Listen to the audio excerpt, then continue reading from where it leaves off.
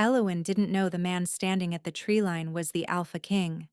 She didn't know he'd been waiting there since sundown, tracking her scent on the wind, counting the minutes until she ran.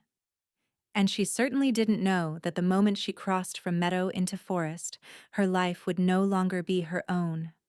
All she knew was that Thornhaven wanted her dead. The village torches were already flickering to life behind her, a swarm of orange fireflies gathering at the square where they'd built the pyre. For her. She could still hear Elder Corwin's voice echoing through the evening air. The witch burns at dawn. Witch. The word tasted like ash in her mouth. She wasn't a witch. She was just a healer's apprentice who'd made one terrible mistake, touched the wrong object in front of the wrong person, and seen things she was never meant to see. Elowen's bare feet pounded against the cold earth as she ran. She'd left everything behind. Her cottage, her herbs, her mother's ring buried beneath the floorboards where no one would think to look. There hadn't been time to retrieve it. The moment she'd seen Herrick Thorne gathering men outside her door, she'd slipped through the back window and fled toward the only escape Thornhaven offered. The Valdris Forest. They called it cursed, and maybe it was. Ancient trees twisted toward the sky like gnarled fingers, their branches so thick they swallowed moonlight whole. People who entered rarely returned, and those who did came back, different. But Elowen would rather face whatever lurked in that darkness than burn alive while her neighbors watched. The tree line loomed ahead, a wall of shadow and silence. 20 more steps. 15. 10. She crashed through the first line of brush, branches clawing at her dress, her hair, her skin. The sounds of the village faded behind her, the shouting, the barking dogs, the crackling hunger of torches. She was inside. Elowen slowed, gasping for breath, pressing her palm against a tree trunk to steady herself. The bark was cold and rough beneath her fingers, and she was careful, so careful, not to let her gift reach out, not to see whatever memories this ancient wood held. That was when she heard it. A low voice, calm as still water, cutting through the darkness ahead of her. You took longer than I expected. Elowen's blood turned to ice. A figure stepped out from behind an oak so massive it could have hidden 3 men. Tall, broad-shouldered. Eyes that caught the faint moonlight filtering through the canopy and reflected it back like molten silver. He'd been waiting for her. Elowen stumbled backward, her heel catching on a root. She barely kept her footing. Don't run! The stranger's voice held no threat, but it carried weight. The kind of authority that expected obedience without needing to demand it. You won't make it far, and I'm not here to hurt you. Then why are you here? Her voice came out steadier than she felt. A small victory.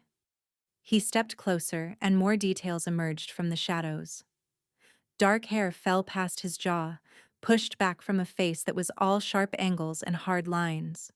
A scar traced his left eyebrow, disappearing into his hairline. He wore traveling clothes, leather and wool, practical rather than fine, but something about the way he held himself spoke of more than common birth. I'm here because you have something I need. His gaze swept over her, assessing. And because in approximately 4 hours, that village is going to send hunting parties into this forest to drag you back to their pyre. I'm offering you an alternative. Elowen's heart hammered. How do you know about the execution? He tilted his head slightly. I've had people watching Thornhaven for weeks, waiting to see if the rumors were true. What rumors? That the healer's apprentice could touch a dead man's belongings and know how he died. His eyes locked onto hers, unblinking. That she could hold a stranger's ring and see his darkest secrets. That she'd inherited her mother's curse. The same curse that got her mother burned 15 years ago. The words struck like physical blows. Elowen couldn't breathe. Who are you? She whispered. Someone who needs your gift. He took another step forward, close enough now that she could smell pine and wood smoke clinging to his clothes. Someone who's willing to offer protection in exchange for your help. Protection. She laughed, brittle and sharp. I don't know you. I don't trust you.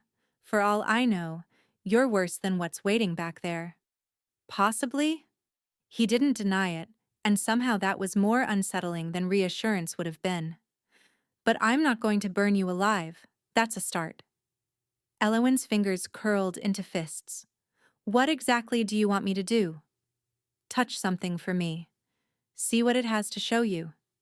Tell me the truth it's hiding. And if I refuse? The stranger glanced back toward Thornhaven, where the distant glow of torches still stained the horizon.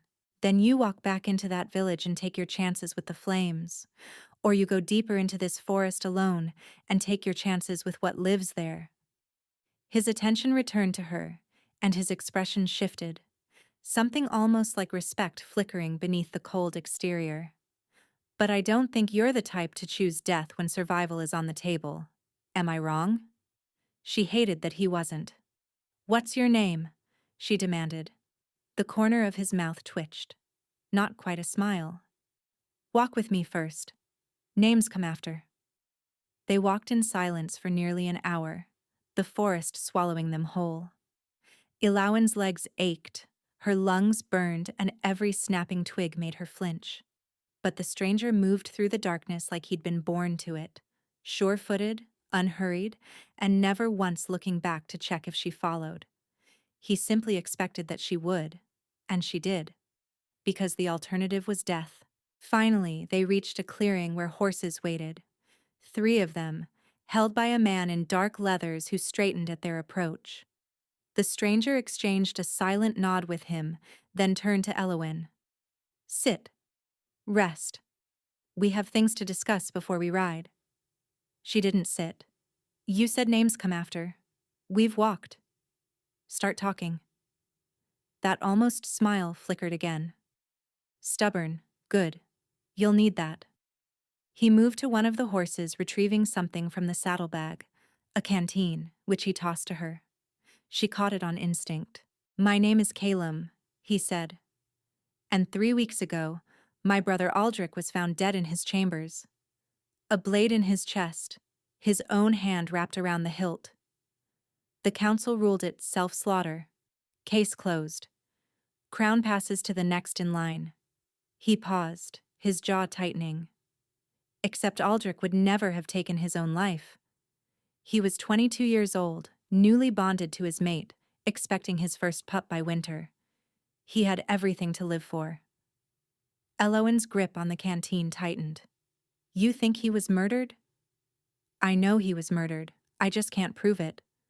Calum's eyes found hers, and the grief beneath his control was staggering, a wound barely scabbed over, still raw underneath.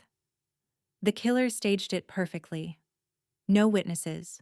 No evidence that contradicts the official ruling. The council accepted the easy answer because it suited them. And you need me to touch something, Elowen said slowly. Something from that night. To see what really happened. Yes. Why me? There must be other seers. There aren't. His voice hardened. Your gift is rare, Elowen. Rarer than you know. The moment Aldrich died, I began searching for someone who could see the truth. 3 weeks. And you're the only one I've found who wasn't already dead or driven mad by the visions. The words settled over her like a shroud. If I help you, she said carefully, what do I get in return? Protection. Permanent sanctuary in my territory where no village elder or torch-wielding mob can touch you. He held up a second finger. Gold. Enough to start a new life wherever you choose when this is done. A third finger. And answers. About your mother. About the gift you inherited. About why people like us are hunted while the real monsters sit on councils and wear fine clothes. People like us. The phrase snagged in her mind. You say that like you understand, she said. I understand enough. He didn't elaborate. The question is whether you're willing to take the risk. 7 days in my court. Touch the objects from Aldrich's death. Tell me what you see. After that, you're free to go. No chains, no obligations, no debts. And if I refuse right now?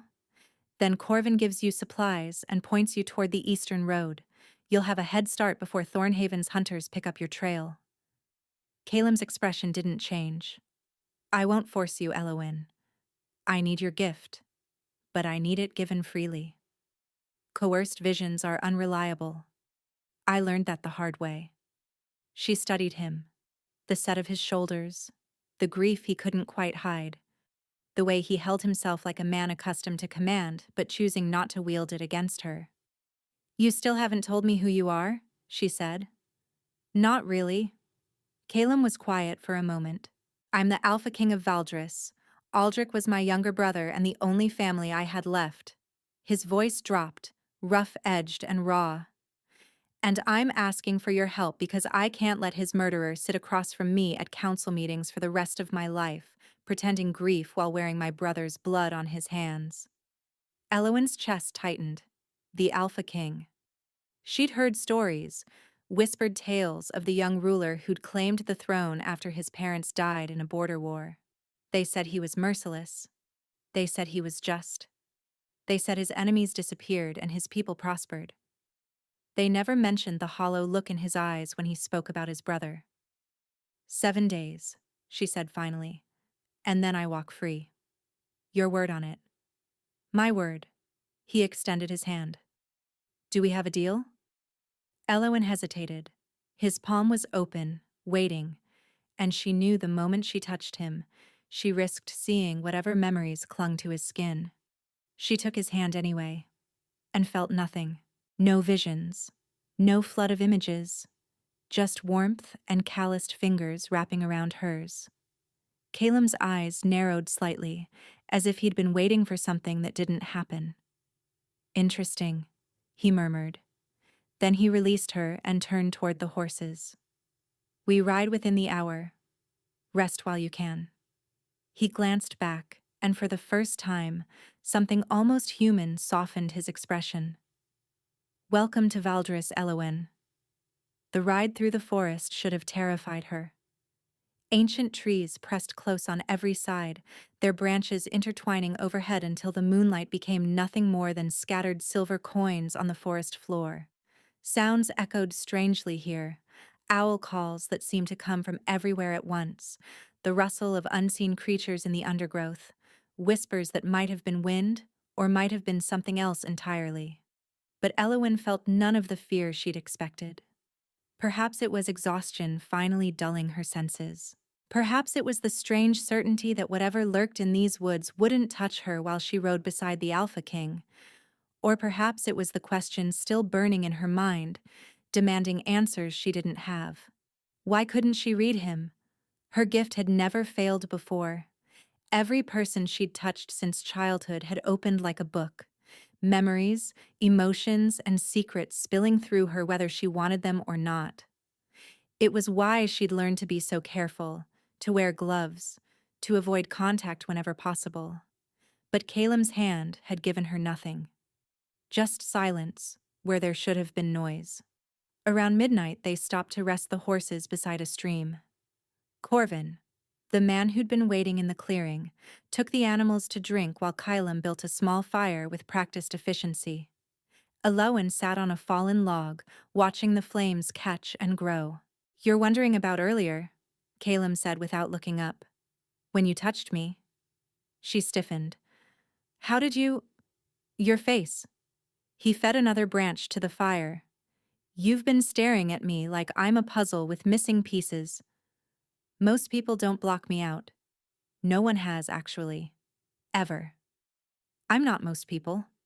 He finally looked at her, firelight dancing in those silver eyes. And I didn't block you intentionally, it's just something I am.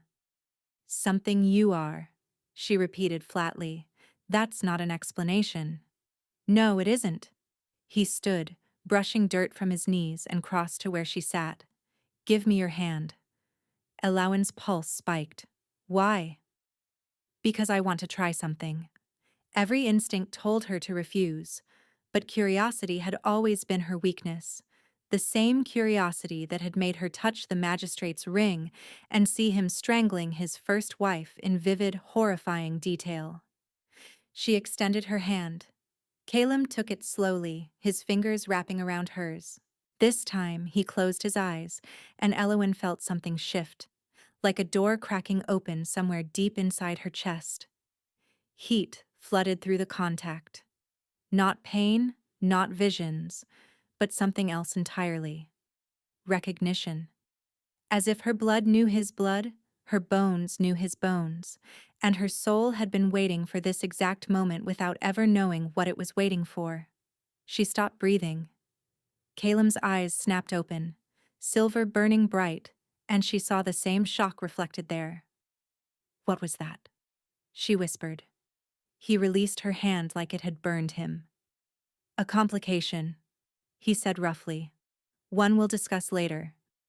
He walked away before she could demand more answers, leaving her with a racing heart and the phantom warmth of his touch still tingling across her skin. They reached the Valdris stronghold at dawn. Eowyn had expected a castle, cold stone, iron gates, the kind of fortress that announced power through intimidation. What she found instead stole her breath for entirely different reasons. The stronghold was built into the mountain itself, carved from black granite that glittered with veins of silver ore. Waterfalls cascaded down either side of the main structure, feeding into a river that wound through the valley below. Towers rose organically from the rock face, connected by bridges that seemed impossibly delicate from a distance, but proved solid as the mountain when they crossed them. And everywhere, there was life. Gardens terraced down the mountainside, green even in the pre-winter chill. Smoke rose from dozens of chimneys. People moved through courtyards and along pathways, their voices carrying on the morning air. Children chased each other near a fountain carved to look like howling wolves. "It's beautiful," Eowyn breathed, before she could stop herself. Caleb glanced at her, something unreadable in his expression. "Aldrich designed the gardens. Said a fortress shouldn't feel like a prison for the people who lived there." The grief in his voice was quiet but unmistakable. They dismounted in the main courtyard, where servants appeared to take the horses.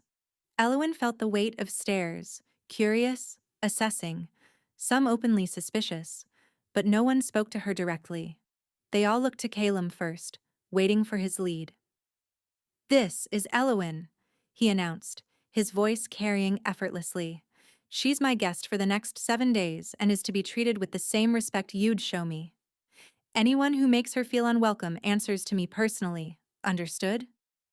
A murmur of acknowledgement rippled through the gathered crowd. A woman stepped forward, tall, elegant, with hair the color of autumn leaves and eyes sharp enough to cut glass. She moved with the kind of grace that suggested nobility or training, possibly both. "Your Majesty." She inclined her head to Caleb, then turned that piercing gaze on Eowyn. "I'm Lysara, steward of the household. I'll show you to your chambers." "Thank you." Eowyn managed to keep her voice steady.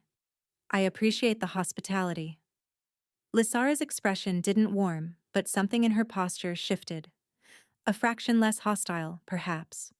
"Follow me." The chambers were finer than anything Eowyn had ever seen. A bed large enough for 4 people dominated one wall, draped in furs and deep green velvet. A fireplace crackled with fresh flames, warming the stone walls. Windows overlooked the valley, offering a view that seemed stolen from a painting. "There's a bath being drawn," Lysara said from the doorway. "Fresh clothes in the wardrobe. Food will arrive within the hour." She paused. "The king requests your presence in his study this afternoon. I'll send someone to collect you." After she left, Eowyn sank onto the edge of the bed, her legs finally giving out. Yesterday morning, she'd been grinding herbs in her cottage, worried about nothing more than whether her rosemary stores would last the winter.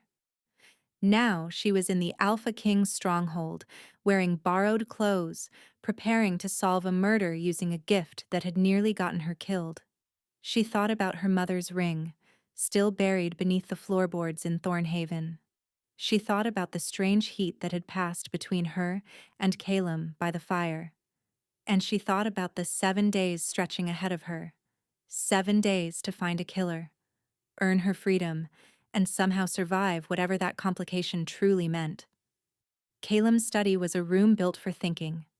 Books lined every wall, their spines cracked from use rather than age. Maps covered the central table, weighted down by stones and candle holders. A massive window faced the mountains, letting in pale afternoon light that made the whole space feel suspended between earth and sky.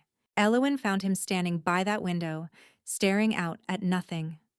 "You came," he said without turning. "You summoned me." "I requested." "There's a difference."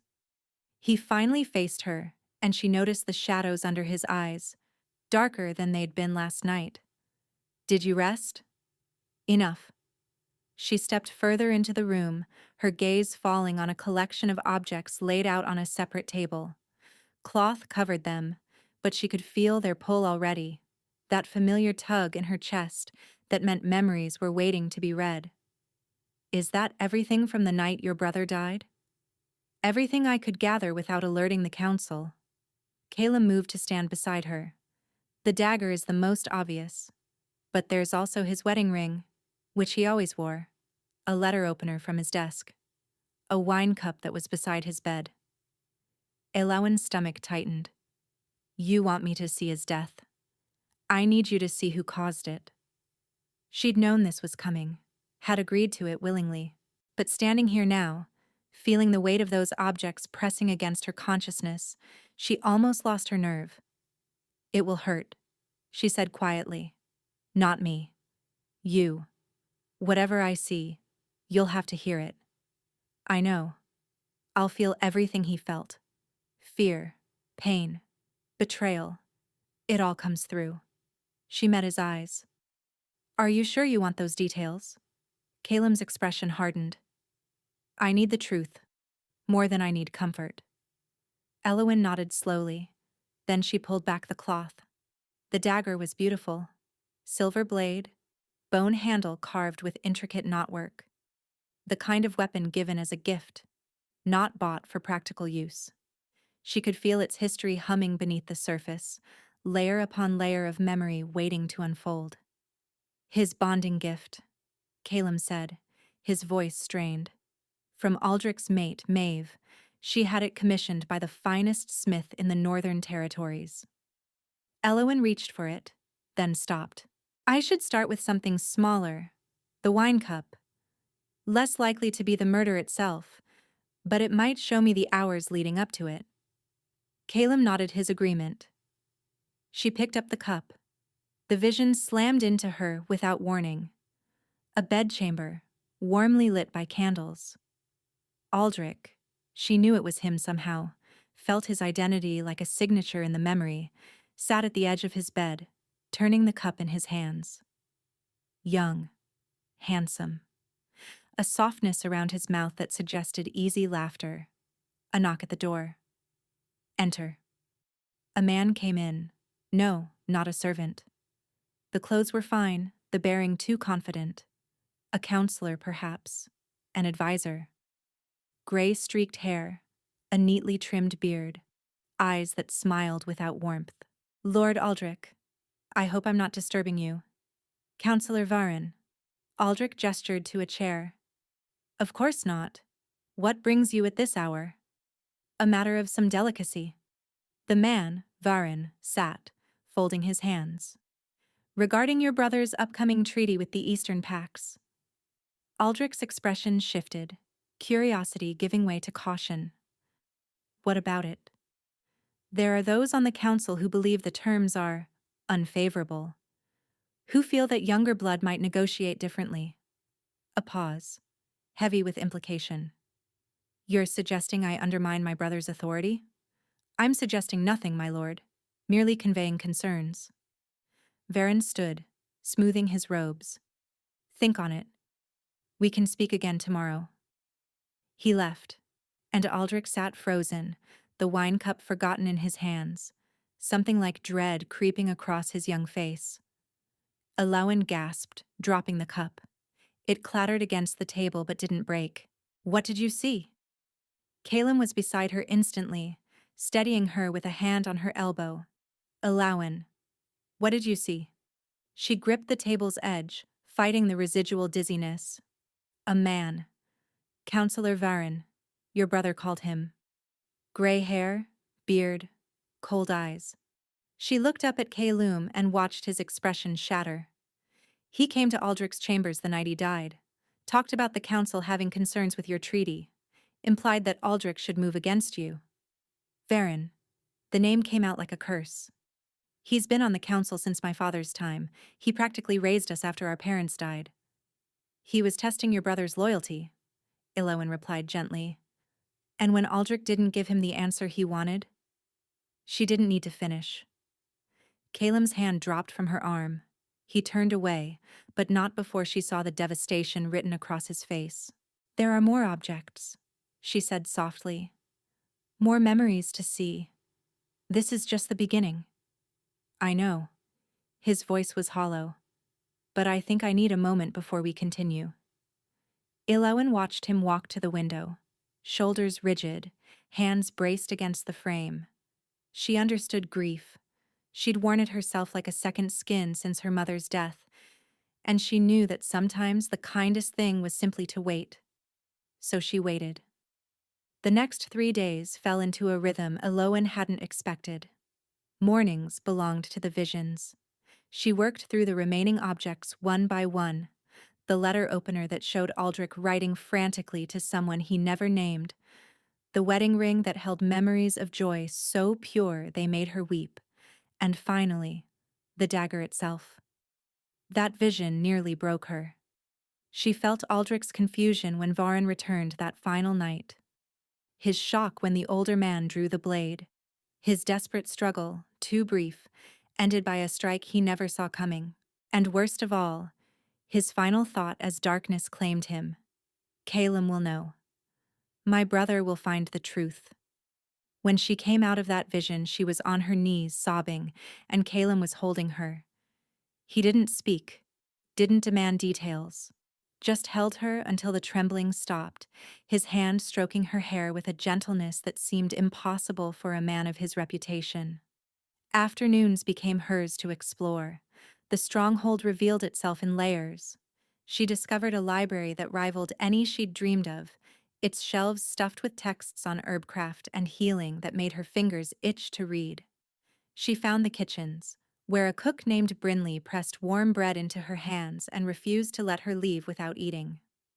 She wandered the gardens Aldrich had designed and understood why his brother still couldn't speak his name without pain. And everywhere she went, she felt Caleb's awareness following her. Not watching, exactly. Not hovering. Just present, as if some invisible thread connected them, letting him know where she was at every moment. The bond. That complication he still refused to explain. On the third evening, she found him in the library, surrounded by papers and candlelight. You're avoiding the topic, she said without preamble. Caleb looked up. Exhaustion lined his face, but something else flickered there too. Something that made her pulse quicken. Which topic? You know which one. She moved closer, stopping just out of reach. What happened by the fire that first night? What's still happening every time we're in the same room? He set down his quill slowly. It's called a recognition bond, he murmured. It happens when two people are compatible, on a level deeper than choice or circumstance. Compatible how? Soul deep. His eyes met hers. It means my wolf has chosen you, recognized you as mate. The word hung between them like a held breath. And what about you? Elowen asked. Has Caleb chosen me? Or just his wolf? Something raw flickered across his face. I'm trying very hard not to answer that question. His voice low and strained. Because you deserve the freedom I promised. And if I tell you what I feel, I'm afraid you'll stay for the wrong reasons. Before we continue, Please take 2 seconds to like this video. What if I want to know anyway? Caleb stood slowly, the chair scraping against stone. Then ask me again after the 7 days, he said, when you're free to leave, and I'm certain your choice is truly yours. He walked past her, close enough that she caught his scent, cedar and cold mountain air and something wilder underneath. Close enough to touch. But he didn't. And neither did she. Not yet. On the 5th night, Elawan found Caleb on the highest balcony, staring at the stars. She'd been looking for him for an hour, driven by a restlessness she couldn't name. The stronghold had grown quiet. Servants retired to their quarters. Guards posted at distant doors. Only the wind kept her company as she climbed the winding stairs. He didn't turn when she approached, but she saw his shoulders shift, acknowledging her presence without words. You should be sleeping, he said. So should you. I don't sleep much anymore. He finally looked at her, and the moonlight caught the silver in his eyes, made them luminous and achingly sad. Not since Aldrich. Elawan moved to stand beside him at the railing. Below, the valley stretched into darkness, dotted with distant lights from villages that owed allegiance to the crown. I keep thinking about what you said, she admitted. About your wolf choosing me.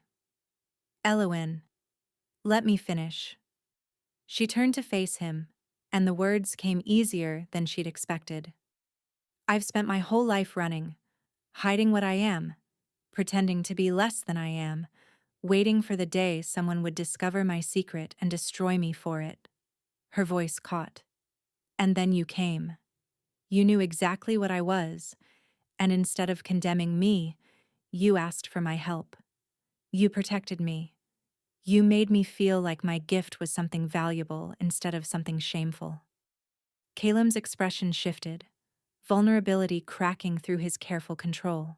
You are valuable, his voice thick with emotion. Not because of what you can do, but because of who you are.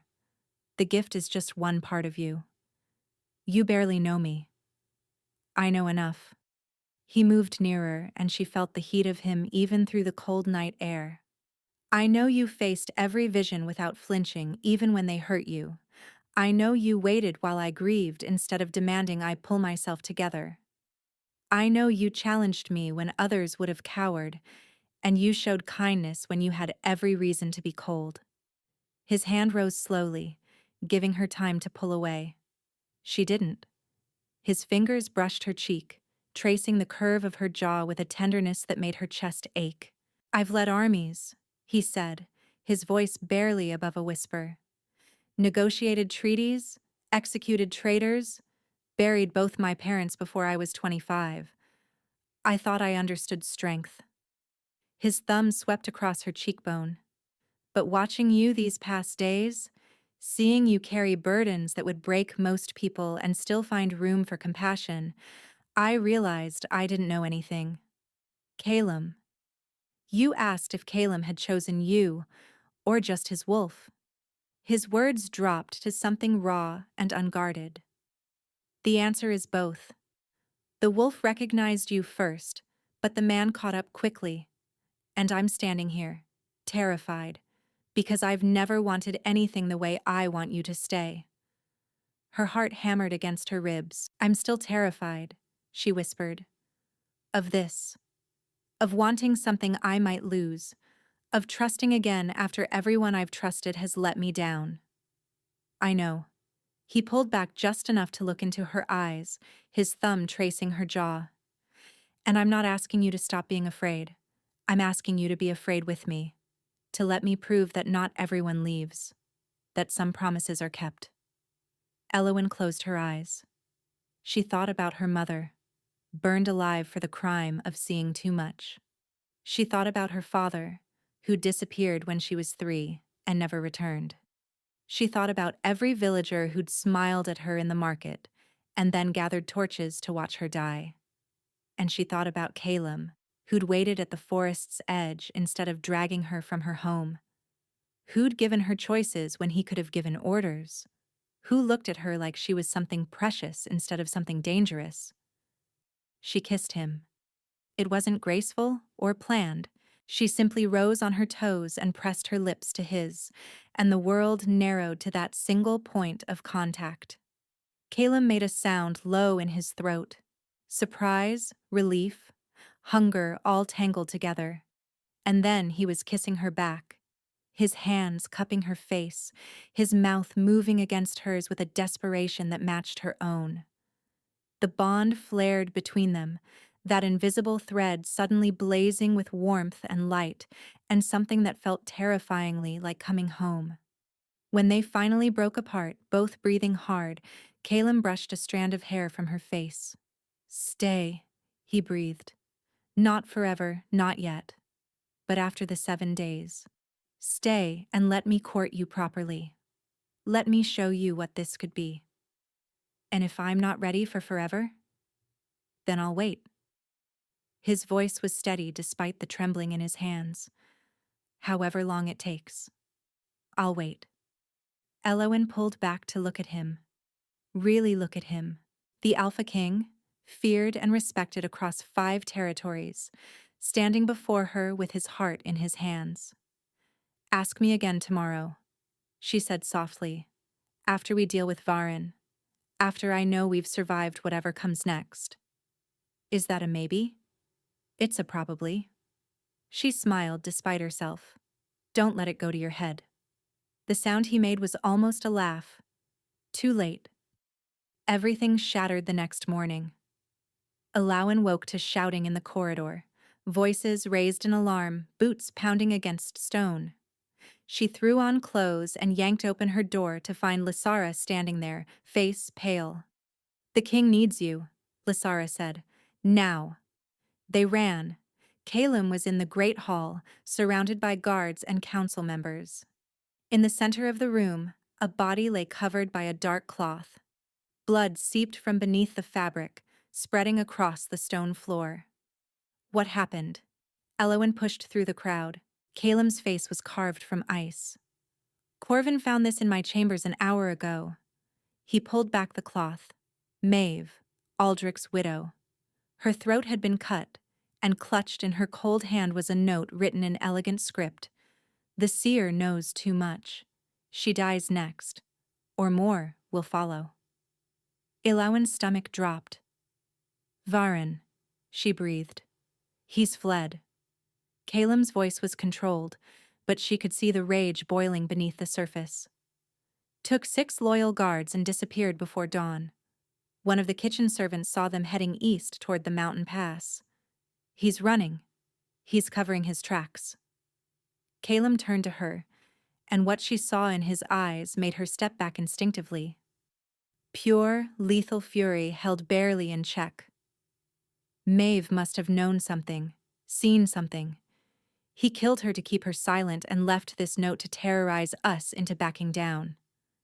"It won't work," Elowen said firmly. "No, it won't." He moved closer, his hand catching hers. "But I need you to stay here, under guard, where you're protected." "Absolutely not. Elowen." "He killed her because I'm getting too close to the truth." She squeezed his hand hard enough to hurt. "If I hide now, he wins. He gets to slaughter everyone who might expose him while I cower behind walls. And if he kills you?" Caleb's control cracked, anguish bleeding through.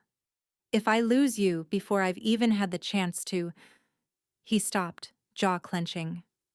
"You won't lose me," she replied, her voice soft but certain.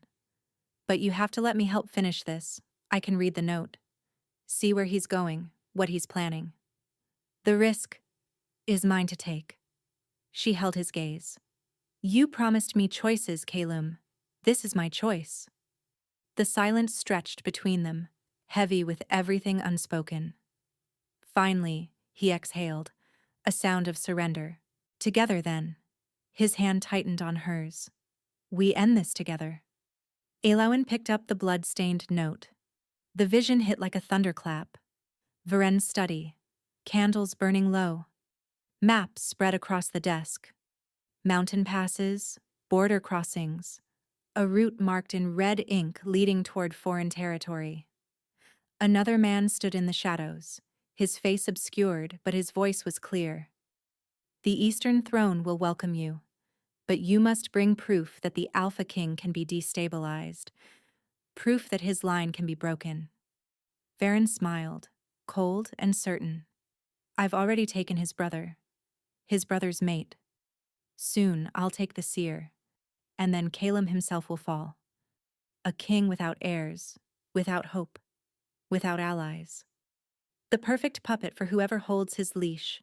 Elowen dropped the note, gasping. It's not just murder, she said, her voice shaking. It's a coup. Varen's working with someone from the Eastern Territories. They want to destabilize your reign, take control through you, or eliminate you entirely.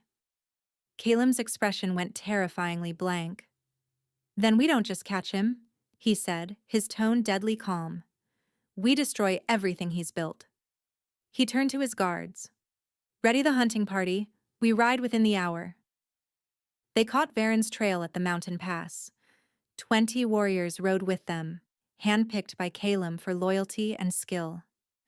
Elowen rode beside him, refusing to be left behind despite every argument he'd made. The bond between them hummed with shared determination, and shared fear neither would acknowledge aloud. The pass wound through jagged peaks where snow lingered even in early autumn. Varen had chosen his escape route well: difficult terrain, multiple branching paths, and easy places for ambush. But he hadn't counted on Elowen. At every fork in the road she dismounted and touched the stones, the trees, the very air.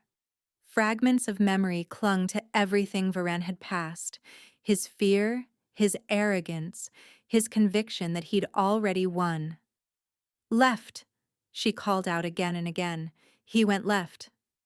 By nightfall, they'd closed the gap to less than an hour. They found Varen's camp in a shallow cave, his 6 guards posted at the entrance. The counselor himself sat by a meager fire, shoulders hunched against the cold. Surround them, Calum ordered, his voice barely above a whisper. No one escapes. The attack was swift and brutal. Varen's guards fought, but they were outnumbered and outmatched. Within minutes, 5 were dead, and the 6th had surrendered, begging for mercy on his knees. Varen didn't beg. He stood as Calum approached, chin raised, that cold smile still fixed on his face. You found me faster than expected, he said calmly. The seer's doing, I assume. Elowen, Calum corrected, his voice deadly soft. Her name is Elowen, and you're going to remember it when they carve it into your execution order. Execution? Varen laughed, and the sound echoed off the cave walls. You won't execute me, boy. You don't have the stomach for it. I executed 3 traitors last winter. Strangers. Enemies. Varen took a step forward, and his smile turned cruel. But I held you when you were an infant, Calum. I taught you to read, to fight, to rule. I was there when your parents died, when you buried them in the royal crypt and wept like the child you still were. His voice dropped to something almost gentle. Can you really look me in the eye and end my life? The silence that followed was suffocating. Then Elowen stepped forward. He can't, her voice soft. But the evidence can. She pulled out Varen's note, still stained with Maeve's blood. I've seen everything, she continued. Every memory this paper holds. You conspired with Eastern agents to destabilize the throne. You murdered Aldrich when he refused to betray his brother. You killed Maeve when she discovered your correspondence. And you planned to murder me, and eventually Calum himself, to complete your coup. Varen's composure flickered. Visions aren't admissible. They are when combined with physical evidence. Lysara emerged from the shadows behind them, carrying a leather satchel. We searched your study after you fled, found letters, payment records, everything you thought you'd hidden. She dropped the satchel at Calum's feet. It's over, Varen. For the first time, real fear crossed the old man's face. The council will never believe. The council already knows. Caleb's voice was ice. I sent riders ahead while we tracked you. By tomorrow, every territory will know what you've done. Varen lunged, not toward Caleb, but toward Elowen, a hidden blade appearing in his hand, desperation making him fast despite his age. He never reached her. Caleb moved like lightning, intercepting Varen mid-strike, his own blade singing free of its sheath. Steel met steel, and then Caleb twisted, disarming the older man with brutal efficiency and driving him to his knees. You don't touch her, Caleb snarled, pressing the blade to Varen's throat. You don't even look at her. Varen wheezed, blood trickling from a cut on his hand. Just kill me then, he spat. Make it quick. You owe me that much. I owe you nothing. Caleb sheathed his blade and stepped back. But I won't make you a martyr. You'll stand trial. You'll confess your crimes before the council and every citizen who cared about my brother. And then you'll hang, publicly, shamefully, with your legacy destroyed beyond repair. He turned to his guards. Take him. Bind his hands and gag him if he speaks. His voice hardened. I don't want to hear another word from his mouth until Judgment Day. As the guards dragged Varen away, Caleb turned to Elowen. She saw the aftermath of violence still burning in his eyes, the rage, the grief, and the terrible satisfaction of justice finally within reach. But beneath it all, she saw something else. Relief. It's over, she murmured. Almost. He reached for her, his hand cupping her cheek. There's still one thing left. What's that? Keeping my promise. His thumb brushed her jawline. Letting you choose what happens next. The trial lasted 3 days.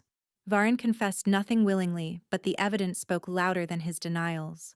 Letters in his own handwriting.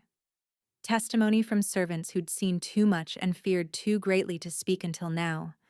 And Elowen's visions, presented through detailed testimony that left the council pale and shaken. On the 3rd day, they found him guilty on all counts. He hanged at dawn on the 4th day. Elowen didn't attend. She'd seen enough of Varen's cruelty through borrowed memories. She didn't need to watch him die. Instead, she spent the morning in Aldrich's garden, sitting among the flowers he'd planted, thinking about endings and beginnings. That was where Caleb found her. It's done, he said, settling onto the bench beside her. He's gone. How do you feel? Empty. He stared at the mountains in the distance. I thought I'd feel satisfied, vindicated, but mostly I just feel tired. That's grief, she replied gently. Justice doesn't erase loss. It just makes space for healing to begin. Caleb was silent for a long moment. The 7 days are over, he said finally. Technically, they ended yesterday. Elowen's heart stuttered. I know. Your debt is paid. Your freedom is earned. Corvin can escort you wherever you want to go. The eastern coast, the southern villages, anywhere you'd be safe and comfortable. Is that what you want? He turned to look at her, and everything he felt was written plainly on his face. You know what I want, he said roughly, but I made you a promise. Your choice, your freedom. I won't break that, no matter how much it costs me. Elowen studied him, this man who'd found her at her lowest and offered salvation without demanding surrender. Who'd held her through visions that shattered her. Who'd defended her against a killer and still stepped back to let her choose her own path. I spent my whole life waiting for freedom, she said slowly, dreaming about it, planning for it, telling myself that once I had it, I'd finally be happy. And now? Now I realize I was wrong. She reached for his hand, threading her fingers through his. Freedom isn't about running away from things. It's about running toward them. Choosing what you want, not just escaping what you fear. Caleb's breath caught. Elowen? I choose you, she said simply. Not because of the bond, or because I have nowhere else to go, or because you saved my life. I choose you because when I imagine my future, you're in it. Every version, every possibility. She lifted their joined hands, pressing his knuckles to her lips. Court me then, if you still want to. Show me what this could be.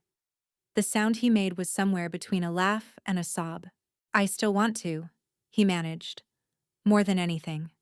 He pulled her into his arms, holding her so tightly she could barely breathe, and she held him right back, feeling the bond between them settle into something steady and sure. I love you, he murmured against her hair. I think I've loved you since you took my hand in that forest and demanded answers instead of begging for mercy. I love you too. The words came easier than she'd expected. Even though you're infuriating and overprotective and terrible at explaining things. I'm working on that last one. Work faster. He laughed, a real laugh, warm and startled and full of joy, and kissed her forehead, her cheeks, the corner of her mouth. As my lady commands, he said. And for the first time in her life, Elowen believed in happy endings. They bonded under the winter moon, 3 months later. The ceremony was held in Aldrich's garden, now covered in frost that made every petal and leaf sparkle like scattered diamonds. Lysara stood as witness for Calum. Brinley the cook, who'd become something like a mother to Elowen, stood for her. The vows were simple. I choose you, Calum said, his voice carrying through the cold air. Not because fate demanded it, but because my heart did. I promise to protect you, to honor you, to stand beside you in darkness and light, for as long as we both shall live. I choose you, Elowen echoed, tears freezing on her cheeks.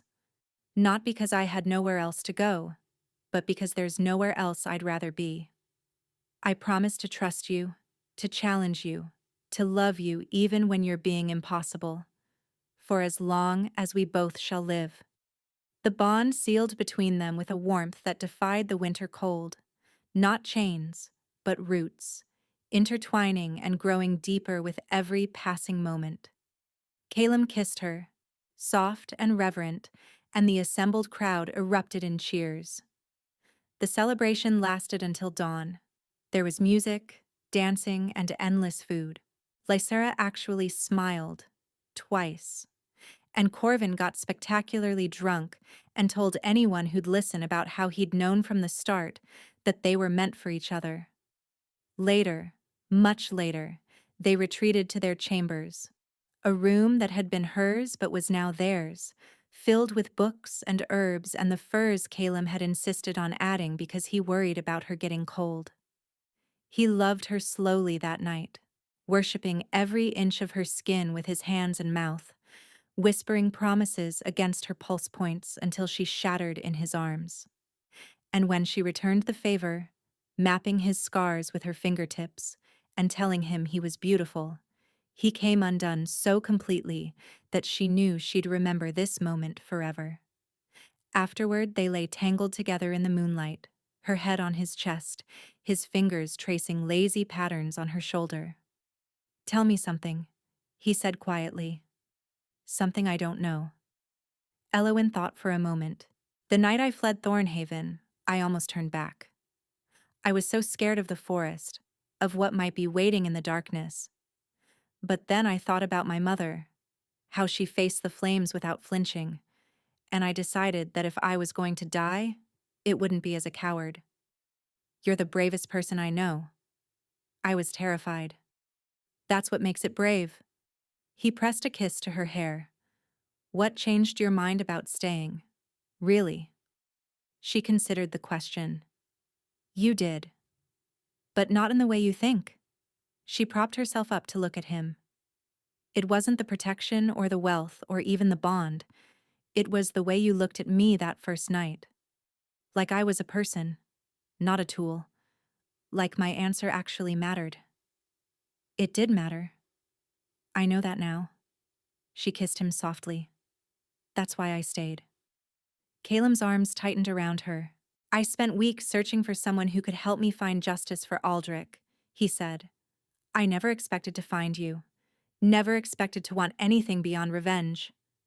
His voice grew hoarse. You gave me something to live for again, Alawan. Not just exist. Live. Then we saved each other, she said simply. We did. She settled back against his chest, listening to the steady rhythm of his heartbeat. Outside, snow began to fall, blanketing the stronghold in white silence. Inside, wrapped in warmth and love, Eloin finally understood what home meant. It wasn't a place. It was a person. And she'd run straight into his arms. Where are you listening from? Let's meet in the comments. I love hearing your thoughts. And if you'd like to support me, please subscribe. It's free, and it helps more people hear these stories.